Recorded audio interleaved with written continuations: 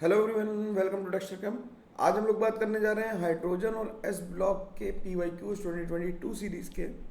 फिर इसके बाद पी ब्लॉक डिस्कस कर देंगे और पी ब्लॉक के बाद सीधे जंप करेंगे 2023 के पी वाई क्यूज़ के, क्योंकि अब मेटलर्जी बची है और पॉलीमर वगैरह बचे हैं एवरीडे लाइफ, तो उनका भी सस्पेशन है कि वो सिलेबस में आएंगे या नहीं आएंगे। तो जो आ रहे हैं चैप्टर पहले उनके 2023 के पी वाई क्यूज़ कर लेंगे। फिर ऐसा करेंगे कि लास्ट में अगर आते आते ऐसा होगा तो 23 के साथ 22 के भी पी वाई क्यू कर लेंगे। दो दो क्वेश्चन, चार चार क्वेश्चन होंगे, वो भी निपटा देंगे फटाफट, है ना। यही ठीक रहेगा। जो लॉजिकल चैप्टर्स हैं उनके पी वाई क्यूज़ करना ज़्यादा ज़रूरी है, और जो नॉर्मल चैप्टर हैं वो तो पी वाई क्यूज़ तुम कर ही लोगों, उनमें सॉल्विंग थोड़ी होने तो याद ही करना है ज़्यादा ज़्यादा। मतलब जैसे अगर मैं बात करूँगी इन्वायरमेंटल केमिस्ट्री या एवरीडे लाइफ के पी वाई क्यू में क्या करना पड़ेगा, रटना पड़ेगा, तो याद ही कर लेना यार, है ना। तो अब हाइड्रोजन और एस ब्लॉक के पी वाई क्यूज़ में मैंने किया क्या है, मैंने इस पी वाई क्यू को करने के लिए क्या किया कि एन सी आर टी के पेजेस का मैंने स्क्रीनशॉट लगाया है कि ये दिखाया है तुम्हें कि एनसीईआरटी पढ़ना कितना ज़रूरी है, कौन सी लाइन कहाँ से पूछी गई है। ठीक है, 30-34 लगभग वो हैं पी वाई क्यूज़, तो उन्हें फटाफट डिस्कस करते हैं। तो एनसीईआरटी की लाइंस के स्क्रीनशॉट जहाँ जहाँ से थे ज़्यादातर मैंने वो पेस्ट किए हैं कि वहाँ से टेबल्स तुम्हें कैसे याद रखनी है, कैसे कैसे तुम्हें क्वेश्चंस करने हैं। ठीक है, तो स्क्रीनशॉट पहले से ही है तो स्पीड थोड़ी सी ऑब्वियसली ज़्यादा होगी, क्वेश्चन सॉल्व है। और इनऑर्गेनिक है तो 34 क्वेश्चन करने में हार्डली 20 मिनट लगेगा। तो इस 20 मिनट के वीडियो को पूरा ही देखना है, जिससे तुम्हें यह एहसास हो जाए कि एनसीईआरटी से क्वेश्चन कहाँ से आ रहा है। सिंपल बात है, हमें अपने कहाँ पे मिलना है पी वाई क्यू, कहाँ पे मिलेंगे, टेक्सचर कैम्बेट डाल के अध्याय निश्चय के नीचे एक पी वाई क्यू का टैब भी है, वहाँ पे क्लिक करोगे तो वहाँ पे तुम्हें पी वाई क्यू का एक्सेल खुल जाएगा और वहाँ से तुम पी वाई क्यूज डाउनलोड कर सकते हो। शीट तो पहले से ही पड़ी हुई है। तो अब हम लोग बात करना शुरू करते हैं पहले क्वेश्चन के बारे में, जो कह रहा है the Portland cement contain x to enhance the settling of time, to enhance the setting of time, what is x. तो ये तो वैसे हमारा क्वेश्चन जो है वो 9th क्लास में भी हमने पढ़ा था और अभी भी देख लेते हैं। तो सेटिंग बढ़ाने के लिए क्या यूज़ करते हैं, जिप्सम यूज़ करते हैं। तो CaSO4.2H2O यूज़ करेंगे और ये लिखा हुआ है कि when mix, setting of cement के बारे में ये एनसीईआरटी की लाइन लिखी हुई है, when mixed with water the setting of cement takes place to a hard mass, this is due to the hydration of molecules of constituents and their rearrangement. The purpose of adding gypsum लिखा हुआ ना, the purpose of adding gypsum is to only slow down the process of setting of cement that's get sufficiently hardened। ठीक, तो हमें क्या करना है कि एनसीईआरटी की वो लाइन को ध्यान रखना है जिससे क्वेश्चन बन सकता है। मैंने इसीलिए अंडरलाइन करके रखी हुई है तुम्हारे लिए केवल। ठीक है, तो सेटिंग टाइम बढ़ाने के लिए किसका यूज़ करते हैं, जिप्सम का यूज़ करते हैं। तो पहला क्वेश्चन खत्म हो गया। दूसरे क्वेश्चन पे चलते हैं। कह रहा है lithium nitrate and sodium nitrate when heating separately respectively gives. तो लिथियम नाइट्रेट और सोडियम नाइट्रेट दो ही की रिएक्शन एनसीईआरटी में दी हुई हैं, जिन्हें हीट करके क्या बनता है, Li2O बनता है और NaNO2 बनता है। और यार एक और बात की, इनऑर्गेनिक का एक वीडियो में लंबा बढ़ाऊंगा, मतलब इनऑर्गेनिक इन माई स्टाइल है ना, वो तुम्हें याद नहीं करनी पड़ेगी, बिल्कुल समझ में आएगी बढ़िया से। तो इसका आंसर क्या मार्क कर दें, सेकंड का सी मार्क कर दें, ये तो बिल्कुल सिंपल दिख रहा है हमें। ठीक, ये तो बिल्कुल याद रखने वाले हैं, मैं बस ये दिखा रहा हूँ कि एनसीईआरटी तुम्हें कहाँ कहाँ से मिल सकती है। अब कह रहा है an alloy of lithium and magnesium is use to make the aircraft. Alloy of lithium and magnesium नहीं, इसमें एल्यूमिनियम यूज होता है, तो पहला स्टेटमेंट गलत हो गया। और magnesium ions are important for the cell membrane of to integrity, ये भी सेल मेम्ब्रेन इंटीग्रिटी, ये भी गलत है। तो दोनों स्टेटमेंट इसके फॉल्स हैं। ये फैक्चुअल था, एनसीईआरटी में थी ये भी लाइन, लेकिन उसे कट करना काफ़ी मुश्किल हो रहा था, इसलिए कट नहीं की। ये भी सिंपल सी बात थी। अगला क्या कह रहा है, metal salt form during softening and hardening, softening of hard water using Clark's method. Clark's method बहुत इंपॉर्टेंट है, एनसीईआरटी में गिवन है। एनसीईआरटी में क्लार्क मेथड में क्या बनता है कि कौन कौन से सॉल्ट बन रहे हैं पूछ रहा है ना, फॉर्म पूछ रहा है। तो कैल्शियम बाइकार्बोनेट को कैल्शियम हाइड्रोक्साइड से ट्रीट करा के कैल्शियम कार्बोनेट बनाएंगे, और मैग्नीशियम बाइकार्बोनेट को कैल्शियम हाइड्रोक्साइड से ट्रीट करा के मैग्नीशियम हाइड्रोक्साइड बनेंगे। तो कैल्शियम कार्बोनेट और मैग्नीशियम हाइड्रोक्साइड आंसर आ जाएगा। तो इसका आंसर क्या आ जाएगा, बी आ जाएगा। और ये क्वेश्चन शायद 3 बार पूछा गया। ठीक है, अगला स्टेटमेंट क्या कह रहा है, which of the following statement is incorrect. Incorrect क्या कह रहा है, low solubility of LiF is due to the small hydration enthalpy. ये तो वैसे ही भाई फजांस रूल है, तो यहाँ पे लिखने क्या है, ये फजांस रूल है। फजांस रूल की वजह से लो सॉलिबिलिटी होती है, क्योंकि कोवेलेंट कैरेक्टर क्या होता है, कोवेलेंट कैरेक्टर बढ़ जाता है। और हाइड्रेशन एंथैल्पी क्या होती है, हाइड्रेशन एंथैल्पी तो हाई होती है। तो यहाँ पे लिख देते हैं स्मॉलर द कैटायन,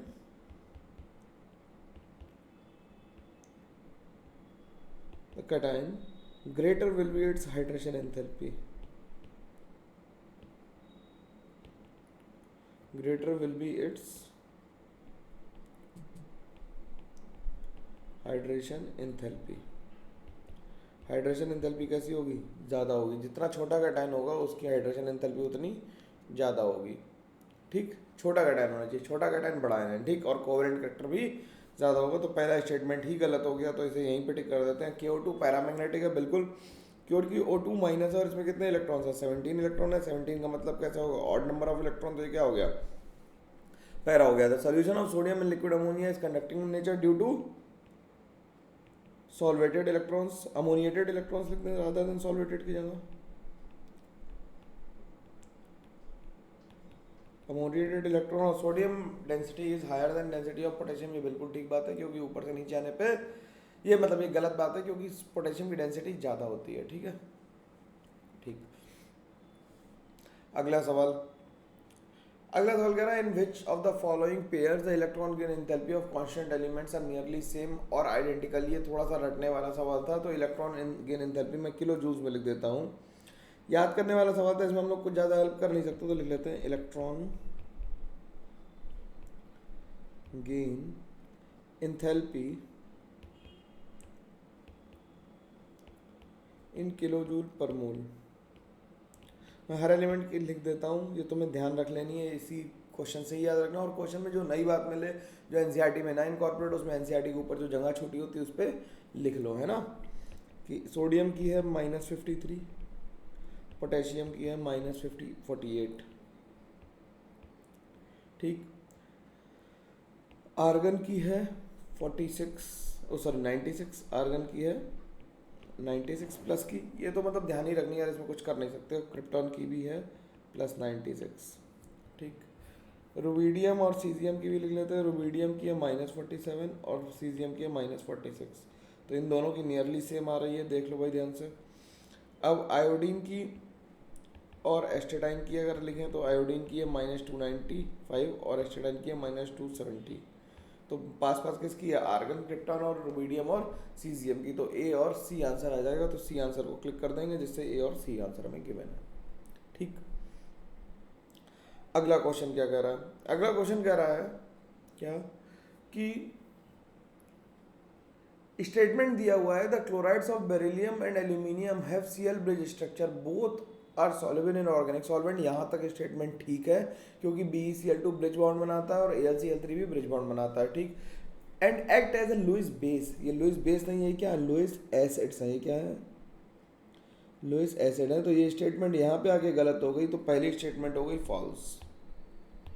ठीक, स्टेटमेंट 2 क्या कह रहा है? Hydroxide of beryllium and aluminium dissolve in excess of dilute alkali to give beryllate and illuminate ions in the light of the above statement. Choose the correct answer from the following. तो पहला ये तो true हो गया और second कैसा हो गया? फॉल्स हो गया. अब देखो ये स्टेटमेंट दिया हुआ, बेरिलियम हाइड्रोक्साइड OH माइनस के साथ क्या मिलकर बना ले रहा है? बेराइलेट आयन बना ले रहा है. और बेरिलियम हाइड्रोक्साइड के साथ ये लिखा हो beryllium hydroxide dissolves in excess of alkali to give beryl. देखो बिल्कुल वही लाइन पूछ ली. और beryllium hydroxide just as aluminium hydroxide gives aluminate, बिल्कुल सामने सामने वैसी लाइन दे दी यार. ये तो सिंपल सी बात थी, काम खत्म हुआ.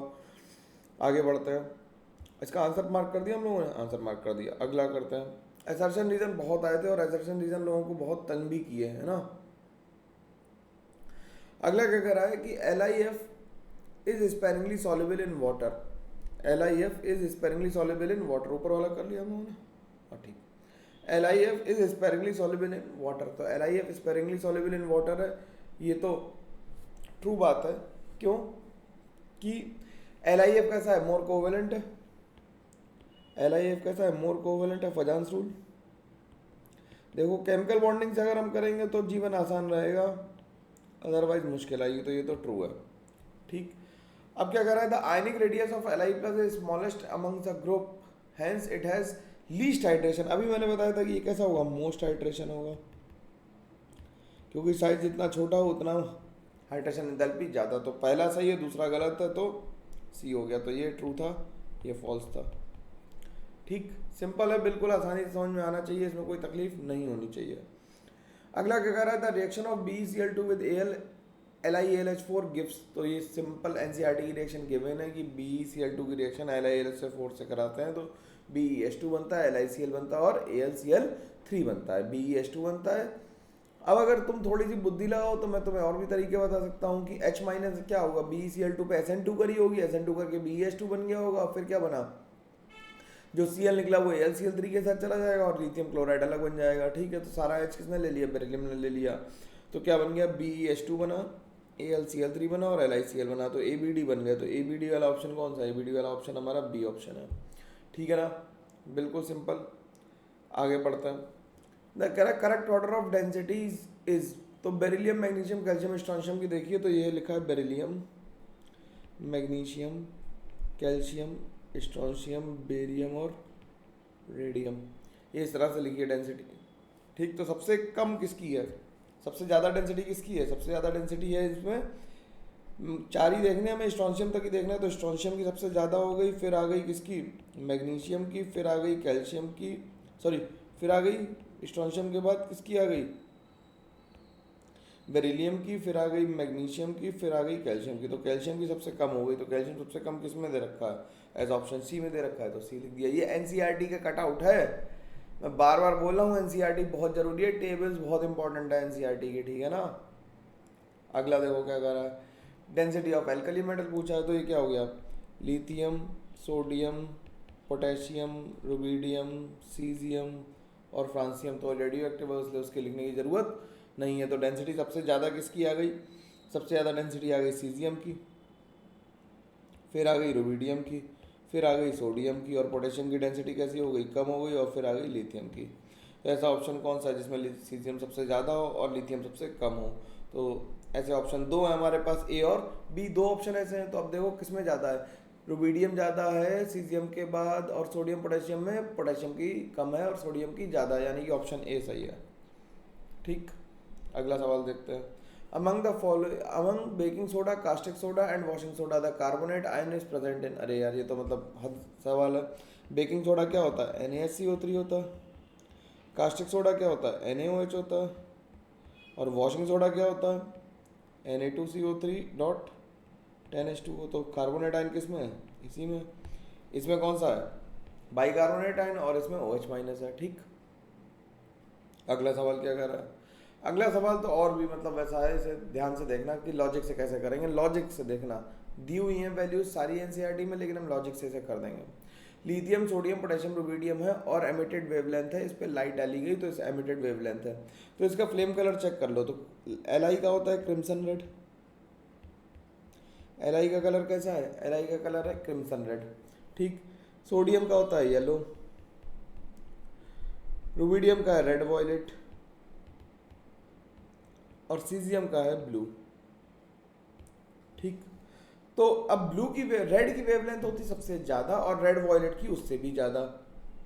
ठीक, तो सबसे ज्यादा वेवलेंथ आ जाएगी रेड वॉयलेट की क्योंकि ज्यादा इंटेंस कलर। फिर येलो लाइट की वेवलेंथ हमें अप्रॉक्सीमेटली सही पता है कि 5800 के लगभग होती है, और ये ब्लू की सबसे कम होगी। तो लॉजिक से करा इसे, देखो रेड और रेड वॉयलेट की वेवलेंथ ज़्यादा होनी चाहिए, रेड वॉयलेट और ज़्यादा इंटेंस कलर होगा, डार्क होगा उतना, तो उसकी वेवलेंथ उसकी ज़्यादा आएगी। तो ऐसा ऑप्शन कौन सा आ रहा है, 1 2 3 4 मिलाने वाला ए ऑप्शन आ रहा है, तो आंसर आसानी से आ जाएगा, इसमें कोई दिक्कत की बात नहीं है। ठीक, अगला क्या कर रहा है, अगला कह रहा है hydrogen has 3 isotopes, protium, deuterium and ट्राइट्रियम, they have nearly same chemical property but different physical property, they differ in atomic masses. ये तो आइसोटोप्स, आइसोबार्स हैं, ये क्या है, 3 आइसोटोप्स हैं, तो उनके डिफरेंट क्या होंगे, आइसोटोप्स हैं तो मासेस नंबर डिफरेंट होंगे, बाकी तो सब सेम ही होगा यार, है ना। तो ये तो मतलब चूजा सवाल था, इसमें क्या ही दिक्कत थी। अगला क्या कह रहा है, dihydrogen reacts with CuO to give, dihydrogen जब CuO से रिएक्ट करती है तो क्या बनाती है, मेटल बना देती है, रिड्यूस कर देती है, तो CuO को रिड्यूस कर देगी। जैसे ये लिखा है ना कि डाई हाइड्रोजन, देखो यहाँ से ध्यान से मैं इसे हाईलाइट कर दूँ क्या, कि डाई हाइड्रोजन की रिएक्शन MxOY से कराई तो M को क्या किया, प्रेसिपिटेट कर दिया, तो ध्यान रखना है ना। तो लिखा है it reduces some metal ions in aqua solution and oxidise metals into corresponding metals, है ना। लेस रिएक्टिव मेटल्स को क्या करेगा, आयरन से जो लेस एक्टिव मेटल्स हैं उनके ऑक्साइड्स को रिड्यूस करके किस में बना देगा, उनके मेटल में कन्वर्ट कर देगा। अगले क्वेश्चन पे चलते हैं। कह रहा है which one of the following is used as a chemical in certain types of fire extinguisher. Fire extinguisher में कौन यूज करते हैं, तो ये रिएक्शन लिखी है, Na2CO3 को हीट किया तो Na2CO3 को हीट किया तो वाटर बना, CO2 बनी और NaHCO3 बन गया, ठीक। तो sodium hydrogen carbonate is a mild antiseptic for skin and used as fire extinguisher. तो ये लिखा हुआ, इसे तो मतलब उसे हीट करने की ज़रूरत नहीं थी, इसे ऐसा लिख दें, उल्टा लिख गया है, Na2CO3 plus this gives this, ठीक। तो इसे हीट करने के लिए, फायर एक्सटिंग्विशर के लिए कौन सा हमें बेकिंग सोडा चाहिए, तो आंसर क्या आ जाएगा इसका, ए आ जाएगा, ठीक। मतलब अगर हम इसकी रिवर्स रिएक्शन लिखें तो जो NaSCO3 है वो क्या करेगा, इसे हीट कर दें अगर हम, तो इससे क्या बन जाएगा, Na2CO3 बनेगा, पानी बनेगा और CO2 बनेगी। जो CO2 बन रही है वो फायर एक्सटिंग्विशर के काम आती है, ठीक है ना। अगला क्वेश्चन देखते हैं। BeCl2 reacts with LiAlH4 to give, ये तो अभी हम लोगों ने ऊपर करा था, सेम रिएक्शन रिपीट आ गई, तो इसमें क्या बन गया, BeH2 LiCl और AlCl3, ये रिएक्शन फिर से रिपीट आई। तो देख रहे हो क्वेश्चन आसानी से रिपीट आ रहा है। अगला कह रहा है the correct order of melting point is, melting point का ऑर्डर ये कहाँ से देख लेंगे हम लोग, ये देखो ये क्या लिखा है, beryllium, magnesium, calcium, strontium, barium और रेडियम, ठीक। तो मेल्टिंग पॉइंट हमें देखना है, सबसे ज़्यादा मेल्टिंग पॉइंट किसका है, बेरिलियम का, बेरिलियम के बाद कैल्शियम का, कैल्शियम के बाद स्ट्रोंशियम का, स्ट्रोंशियम के बाद मैग्नीशियम का, ठीक।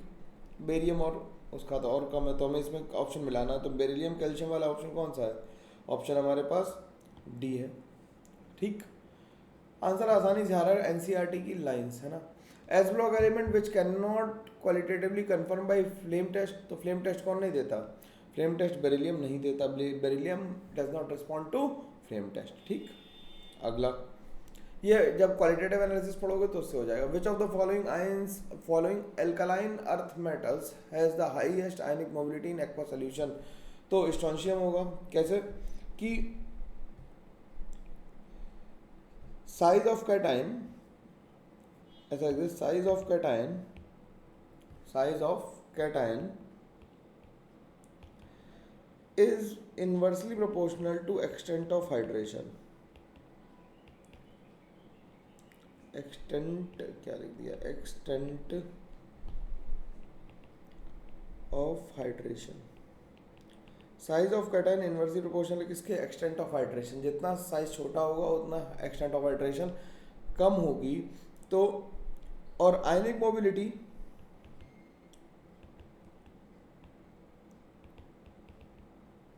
भी इनवर्सली प्रोपोर्शनल होती है एक्सटेंट ऑफ, अरे यार क्या लिख दे रहा हूँ बार बार, एक्सटेंट ऑफ हाइड्रेशन के, ठीक। तो जितना बड़ा साइज होगा उतनी आयनिक मोबिलिटी कम होगी, जितना हाइड्रेशन कम होगा उतनी आयनिक मोबिलिटी ज़्यादा होगी। तो आयनिक मोबिलिटी सबसे ज़्यादा किसकी होगी, स्ट्रोंशियम की होगी, क्योंकि उसका हाइड्रेशन जो होगा वो सबसे कम हो पाएगा, क्योंकि साइज उसका ज़्यादा है।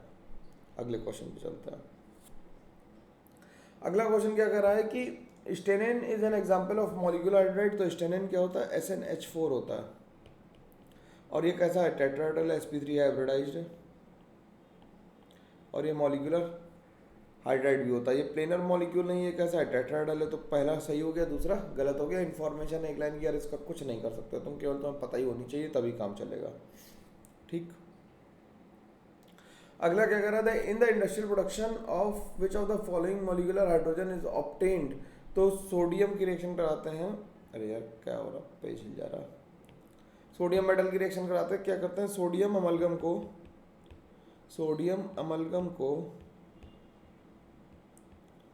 वाटर से ट्रीट कराते हैं, तो NaOH बन जाता है, हाइड्रोजन गैस निकलती है, ठीक, और मरकरी प्रेसिपिटेट हो जाता है अलग, हाइड्रोजन गैस निकलती है, ठीक। सिंपल है, सोडियम मेटल लिखा। अब the product obtained during the treatment of hard water using Clark's method, ये फिर से वही सवाल आ जाता है, CaCO3 और MgOH होल ट्वाइस बनेगा, इसमें तो कोई दिक्कत ही नहीं है, ये रिएक्शन नीचे लिखी हुई है। ठीक, अगला देखते हैं। Hydrogen peroxide can act as oxidising as well as a reducing agent. ये बात तो सही है बिल्कुल, ये तो ट्रू है, क्योंकि वो ऑक्सीडाइजिंग और रिड्यूसिंग एजेंट दोनों की तरह एक्ट कर सकता है, क्योंकि H2O2 में O की ऑक्सीडेशन स्टेट कितनी है, O की ऑक्सीडेशन स्टेट -1 है, तो 0 में भी जा सकता है और -2 भी जा सकता है। Density of hydrogen peroxide at 298 kelvin is lower than that of D2O। तो डेंसिटी ऑफ हाइड्रोजन पेरोक्साइड जो होती है वो 1.44 होती है, ठीक, और इसकी डेंसिटी होती है 1.105। तो सेकंड स्टेटमेंट हो गया फॉल्स। तो पहला सही हो गया, दूसरा गलत हो गया, तो आंसर आ गया सी। और जो इसकी रिएक्शंस लिखी हुई हैं ये देख लेते हैं, जैसे कि Fe2+ को H+ के साथ कराया तो Fe3+ में कन्वर्ट हो गया, यानी कि ये क्या हो गया, यहाँ पे इन दोनों रिएक्शन में क्या हुआ, ऑक्सीडेशन हुआ। क्या हुआ, ये ऑक्सीडाइजिंग एजेंट है, क्या है, ऑक्सीडाइजिंग एजेंट है। इसमें सल्फर मतलब आयरन को +2 से +3 ले गया, इसमें सल्फर को -2 से +6 ले गया। ठीक, ये रिड्यूसिंग एजेंट वाली है। ठीक, अल्काइन मीडियम, एसिडिक मीडियम में ये ऑक्सीडाइजेशन लिखा हुआ है सब बढ़िया से, देखो कितना अच्छा, NCERT वाले तो गजब ही है ना, एकदम लाइंस लिख के दे रहे हैं। तो ये रिएक्शन से याद रखना, ये इसलिए चिपका देंगे, इस PDF को तुम सेव रखना और याद कर लेना इन्हें। ठीक है, अगला क्या कह रहा है, which of the following can be used to prevent the decomposition of H2। तो ये सिंपल लिखा हुआ है कि H2O2 is therefore stored in wax-linked bottles or plastic vessels. Urea can be used as a stabiliser. तो answer क्या आ गया, यूरिया आ गया। इससे ज़्यादा सरल तो कुछ बात नहीं हो सकती कि यूरिया लिखा हुआ है, NCERT की लाइन्स है भाई। ठीक, अगला कह रहा high purity dihydrogen is obtained. High purity dihydrogen is obtained लिखा हुआ है by using obtaining by electrolysing warm aqueous barium hydroxide solution between nickel electrodes. तो लिखा हुआ यही लाइन देखो पूछी गई है, electrolysis of warm aqueous solution of barium hydroxide using nickel electrode. तो लाइन पूछ रहे हैं उठा के, इस बात का ध्यान रखें और गौर करके पढ़ लें, है ना। अगला क्या कह रहा है, अगर which of the following reaction indicate the reducing ability of hydrogen peroxide. तो reducing ability of hydrogen peroxide पता करनी है अगर तुम्हें, तो हाइड्रोजन पेरोक्साइड को क्या होगा, खुद ऑक्सीडाइज होगा और दूसरे को रिड्यूस करेगा। तो रिड्यूस किस में कर रहा है, देखो इसमें तो Cl+1 से -1 में चला गया। ठीक, Cl+1 से -1 में गया, लेकिन O2 -1 से 0 में चला गया, यानी खुद ऑक्सीडाइज हो गया। खुद ऑक्सीडाइज हो जाएगा तो दूसरे को रिड्यूस करेगा ना, खुद ऑक्सीडाइज हो जाएगा तो दूसरे को रिड्यूस करेगा। तो क्या कर रहा है, indicates the ability of hydrogen peroxide reducing ability. Reducing ability का मतलब क्या है, दूसरे को रिड्यूस करे और खुद ऑक्सीडाइज हो। तो इसमें Cl+ ने क्या किया, Cl+ खुद रिड्यूस हुआ और उसने ऑक्सीडाइज कर दिया किसे, O2 को। KMnO4 क्या है, इसमें ऊपर वाली रिएक्शन में Cl+ क्या है, Cl+ रिड्यूसिंग एजेंट है, वो खुद रिड्यूस होना चाहता है, इसलिए उसने H2O2 को ऑक्सीडाइज कर दिया, H2O2 नहीं है।